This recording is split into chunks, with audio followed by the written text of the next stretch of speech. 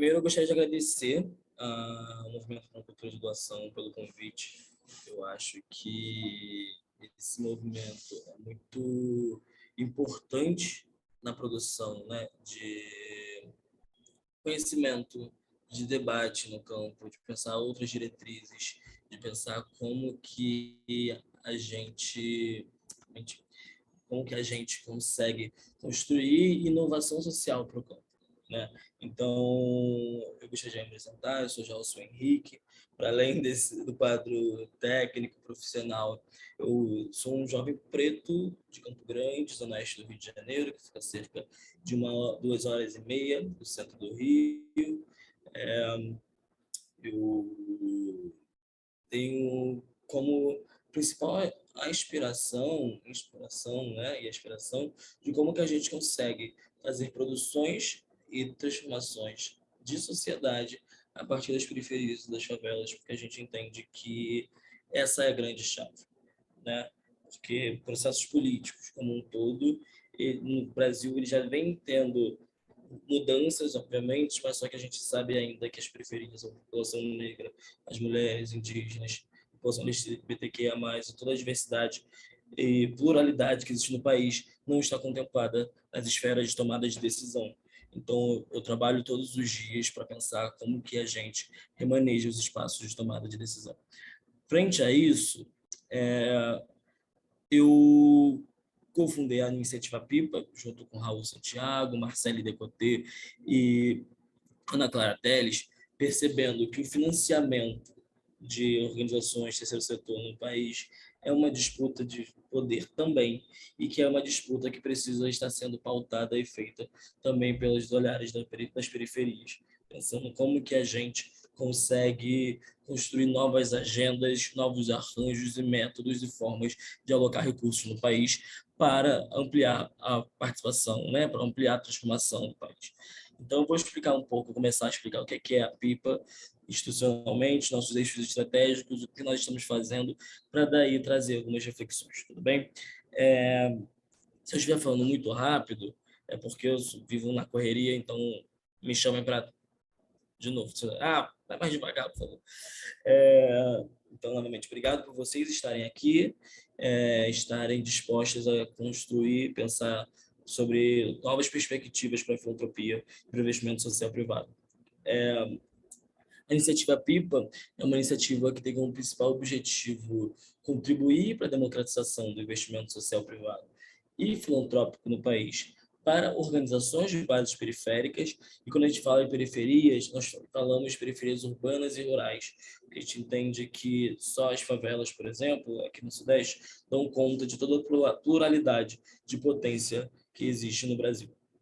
Então, a gente faz um trabalho cuidadoso, entendendo como que a gente dá conta dessa pluralidade, trazendo pessoas de assentamento, aldeias, quilombos, os povos das águas, ribeirinhos. Então, a gente faz um trabalho muito minucioso para conseguir dar conta disso.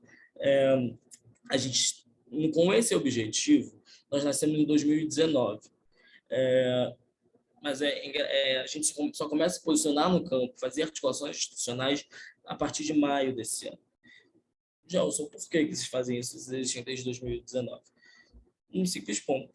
Nós somos 4 ativistas, pessoas negras, né, de periferia do Rio de Janeiro. Nós não somos herdeiros, nós somos das fundações. A gente, então, já entende que esse espaço no campo já é um espaço mais dificultado. Logo, a gente usou os 2 anos que se passaram, né, 3 anos, foi pensando e articulando ideias, produzindo conhecimento interno e embasamento sobre o campo, institucionalmente falando, para entender o que seria a PIPA, como a PIPA ia se posicionar no campo, o que era esse campo. Então, a gente fica nesses 3 anos estudando, pensando, refletindo, olhando internacionalmente o que estava acontecendo, o que estava acontecendo no país, até que agora, em maio, a gente começa a fazer articulações institucionais e participar dos espaços, fazendo debates e fomentando isso. A PIPA, ela tem 3 objetivos estratégicos, a gente parte de 3 frentes. O primeiro é de incidência e sensibilização com grandes doadores, entendendo como que a gente senta com os tomadores de decisões para onde decide onde vai o recurso e apresenta uma nova agenda a ser defendida no país, apresentando uma nova realidade que é subfinanciada e que, ao mesmo tempo que é subfinanciada, é supra-impactadora. Quando a gente vai olhar o impacto que as periferias colocam no Brasil, eles são gigantescos. Então, é só a gente pensar, por exemplo, o que foi a pandemia. Né? A resposta que a pandemia, as periferias estavam produzindo tecnologia, inteligência coletiva, de distribuição de cesta básica, de fortalecimento territorial, enquanto o poder público ainda não fazia. Né? E isso, logo, foi com apoio também do investimento social privado e do terceiro setor, e da filantropia. Isso é claro. Inclusive, o censo GIF, ele aponta uma crescente no investimento social no momento pandêmico, correto? Mas o mesmo censo GIF aponta que os investidores tendem a diminuir o investimento de recursos nos próximos anos. Então, essa é uma disputa que eu acho que é cara para nós fazermos, de entender que o investimento nas periferias, elas não podem, não necessariamente precisam ser apenas em momentos de catástrofe. As periferias, nesse momento, estão sempre em risco, estão sempre vivendo com o que sobra da sociedade. Então, todos os momentos são momentos de urgência de investimento filantrópico. E eu vou explicar um pouco mais depois por que eu trago essa análise. Então, a gente se coloca no campo, nesse lugar de disputa institucional, de posicionamento, de como que a gente faz um novo debate a partir das periferias para o campo, mas traz novos olhares para construir coletivamente com o que já está posto. Não é sobre implodir o campo e criar algo novo, não é só sobre isso, é como que a gente consegue, com o que está acumulado no campo, trazer o olhar das periferias de inovação social, de inteligência coletiva, que foi muito produzida desde, né, de muito tempo. Já pensar em Irmandades Negras, por exemplo, eu sempre costumo falar isso, é sobre gerência de recursos da população negra. A pandemia foi gerenciada, os recursos foram gerenciados pelas populações de periferias no Brasil. Então, esse é um eixo estratégico, incidência, articulação, como que a gente senta com grandes investidores e pensamos uma nova agenda no campo. O segundo é como que é o nosso eixo de conhecimento, onde a gente faz pesquisas, produz diagnósticos sobre o tema, sobre o campo, para fomentar esse debate, né, de, olha, nós estamos falando isso, mas é embasado nesse olhar aqui, nessa realidade que a gente está com o nosso eixo de produção de conhecimento. Mas no nosso eixo de conhecimento também tem um braço de inovação social, onde a gente pesquisa, entende fundos que já estão pensando em novas formas de descentralização, de repasse de recursos, organizações que estão pensando outras formas de mensuração de impacto. Então, nós estamos, nesse momento, fazendo uma pesquisa de mapeamento de fundos que já existem, organizações que já existem, que visam uma filantropia decolonial, comunitária, negra, que vai auxiliar o campo no Brasil a potencializar e a capilarizar seu investimento social, privado e filantrópico. Então, a gente tem o braço de incidência, mas junto com a incidência, a gente vem com produção de conhecimento e apontando caminhos possíveis de novas formas de ser feito repasse e alocar recursos no país.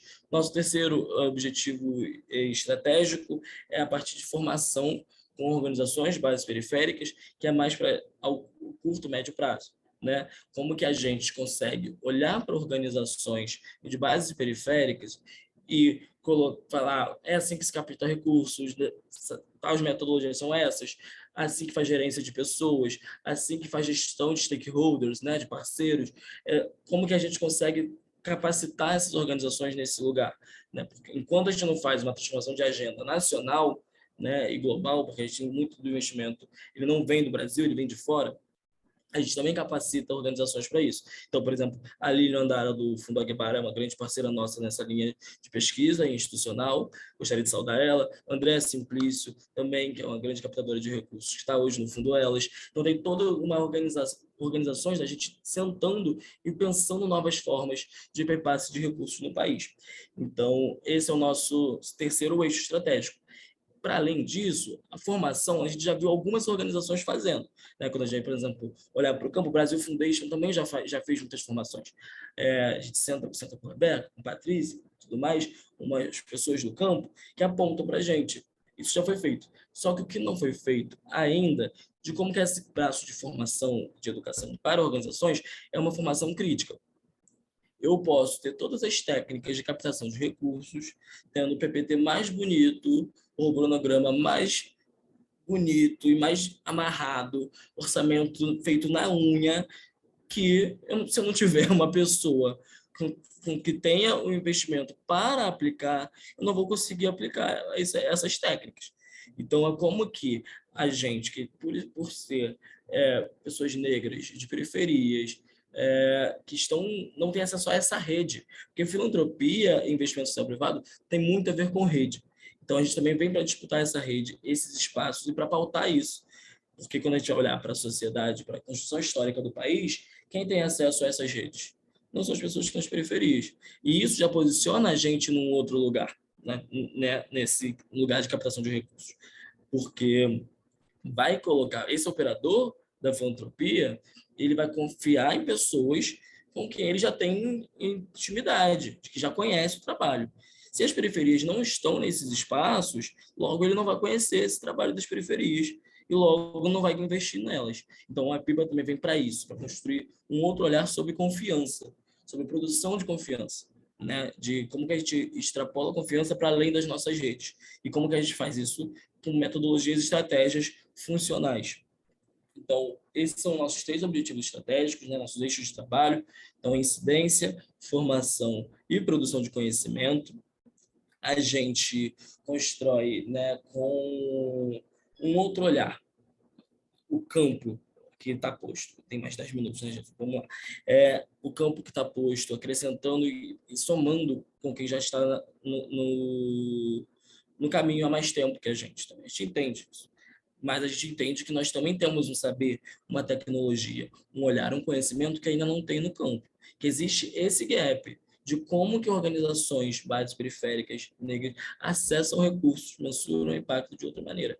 Então, a gente lê a PIPA nesse momento como uma organização de infraestrutura do campo, tal qual o GIF e a BCR, como que a gente pensa a infraestrutura do setor, conseguir avançar com a agenda no país com outros olhares. Só que o diferencial da iniciativa PIPA nisso é que são uma organização de infraestrutura do campo com o olhar das periferias, pensando uma potencialidade que existe nas periferias com outras estratégias.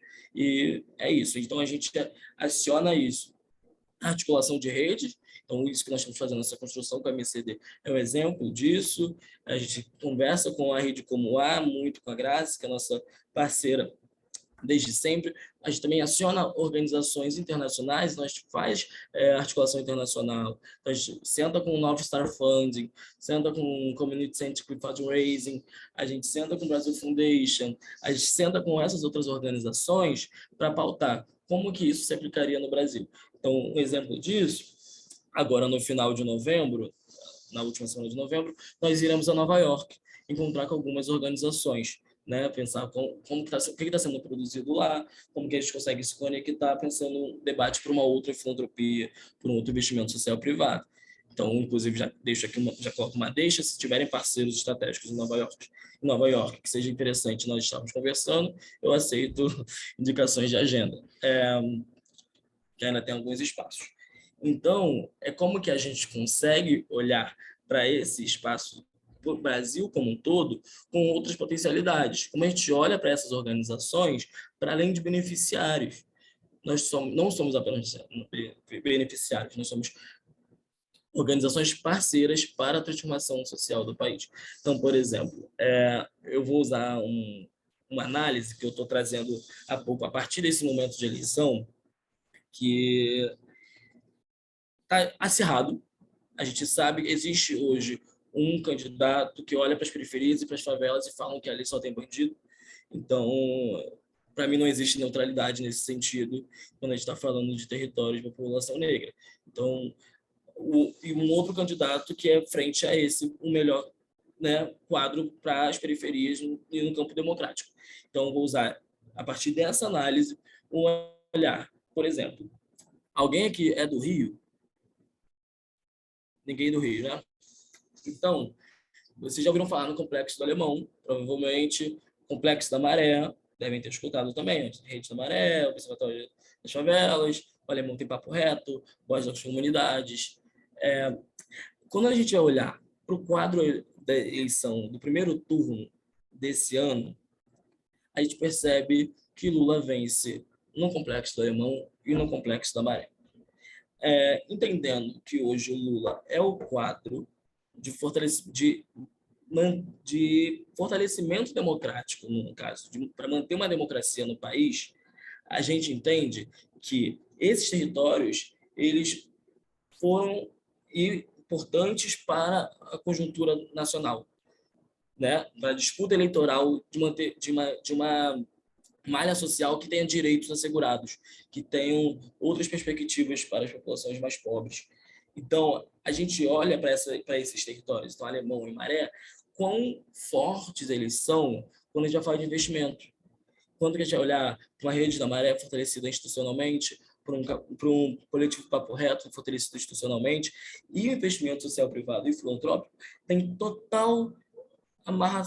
está totalmente amarrado nisso, porque são eles que financiam essas organizações. Então, como que eles fortalecendo essas organizações institucionalmente faz com que essas organizações consigam fazer um trabalho territorial que traga uma mudança globalmente, né, nacionalmente falando. Então, a partir do micro, que são as periferias, nessa minha narrativa, a gente consegue afetar a conjuntura nacional do país para a mitigação de desigualdade social, para a mitigação de tudo que nós não queremos que esteja aí, né? Então, eu uso esse exemplo hoje que isso não está nos dados, né? Isso não está no relatório para financiador X, financiador Y. Isso é produção de análise. E a gente está fazendo isso. A gente está pensando em outras formas de mensuração de impacto. Isso, na minha concepção, você olhar o quadro que tem mais alinhamento democrático no país, vencer em favelas, né, que tem a sua organização social, né, a sua sociedade civil de periférica e favelada fortalecida, é uma resposta de impacto positivo dos grandes investimentos. Então, como que a gente faz essa disputa de mostrar que isso é impacto? Não foi não foi o meu projeto especificamente que impactou 100 jovens nesse lugar, que é a minha resposta de impacto, mas é o cenário, a mudança nacional nisso, né? Como que a gente consegue olhar esses outros lugares. Então, a iniciativa PIPA está nesse lugar porque a gente acredita que as organizações de bases periféricas, né, elas precisam ter fortalecimento institucional para além de projetos. Elas precisam ter fortalecimento de rede para fazer com que seus trabalhos sejam melhor desenvolvidos. Por exemplo, nós fizemos uma pesquisa no final do ano passado de embasamento interno da PIPA, com cerca de 100 organizações em todo o Brasil, fazendo busca ativa Norte e Nordeste, porque quando a gente vai olhar Norte e Nordeste sobre financiamento filantrópico, o quadro muda, inclusive. Né? Então, a gente precisa também pensar de uma prática também não necessariamente apoia só o Sudeste. A gente tem 30% dessas organizações que responderam essa pesquisa, né, esse survey, apontam que vivem com menos de R$ 5.000 ao ano. Menos de $1.000, no caso. Né? 54% dessas mesmas organizações, né, elas apontam que vivem com recursos dos próprios ativistas, das próprias pessoas que constroem essa organização. No cenário que a gente está falando de pandemia, no cenário que a gente está falando de pobreza, que estão falando de voltando para o mapa da fome. Isso não é razoável. Por isso que nós estamos nos posicionando no campo, construindo novas estratégias de descentralização do recurso, de como a gente democratiza o repasse de recursos, como a gente realoca eles, e não só tirar de onde está, não é sobre tirar de onde está sendo colocado hoje, mas como a gente amplia para as periferias, né, esse repasse de recursos, porque isso é primordial. Porque se a gente está falando de um Brasil fortalecido, se a gente quer falar de um Brasil com uma cultura de doação forte, a gente precisa olhar para as periferias, a gente precisa olhar para esses atores. Então, a iniciativa PIPA, nesse momento, nós estamos fazendo uma pesquisa nacional, né, para entender as barreiras de acesso ao recurso. A gente está com 12 pesquisadores no Brasil inteiro, nas 5 regiões, pesquisadores de periferias urbanas e rurais, porque a gente entende, né, que são periferias urbanas e rurais que precisam dar conta de outras análises. Então, por exemplo, na Bahia, nosso pesquisador ele não está em Salvador, ele está em Juazeiro. Em Belém, nossos pesquisadores, nós decidimos estrategicamente, politicamente, ter dois pesquisadores, uma na capital e outra em Santarém, porque isso vai trazer outros olhares para o debate no campo, outras realidades, outras análises. E isso a gente acha que é primordial para a gente conseguir construir um outro campo, para a gente construir, fortalecer o ecossistema de doação no país. Então, eu acho que já está terminando o meu tempo, queria só fazer essa reflexão final de como todos nós somos responsáveis pela construção de país que nós queremos. E como o repasse de recurso são decisões políticas, como eu venho trazendo, né?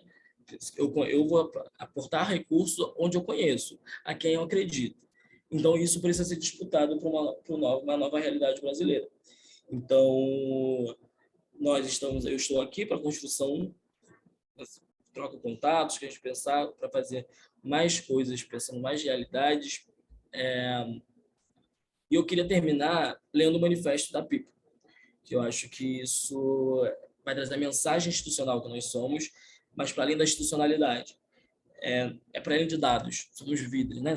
São pessoas que estão ali, que estão sendo impactadas nessa realidade. Eu vou ler o manifesto da PIPA, e vou mandar, inclusive, o nosso site aqui, que é: nós somos as periferias que nos criaram. Estivemos à margem das cidades, dos direitos e dos recursos. Somos território, comunidade e cultura, feito com o que os nossos tinham nas mãos. Nós somos a soma das diversidades que nos atravessam. Somos mulheres, negros e pobres, construindo realidades potentes, mas ainda extremamente desiguais. Por que os recursos não chegam? Não foi pouco que nós criamos. Não esperamos as melhores condições, né, as condições perfeitas para começar a agir, mas queremos e podemos mais. Sabemos o que pode ser feito quando o dinheiro chega e fazemos juntos. Por isso, queremos incentivar e democratizar a distribuição de recursos, conectando a filantropia, o investimento social privado às favelas e periferias do Brasil. Nós somos realização coletiva, voamos e te chamamos para a ação. Os recursos precisam chegar onde a realidade acontece. Vamos nessa? Vamos construir uma nova realidade de país voltado às periferias, construindo com a gente como parceiros estratégicos, para além de como sermos beneficiários. Então, aqui eu encerro minha fala agradecendo e pelo tempo, colocando o nosso site aqui. E é isso, gente. Muito obrigado pelo tempo.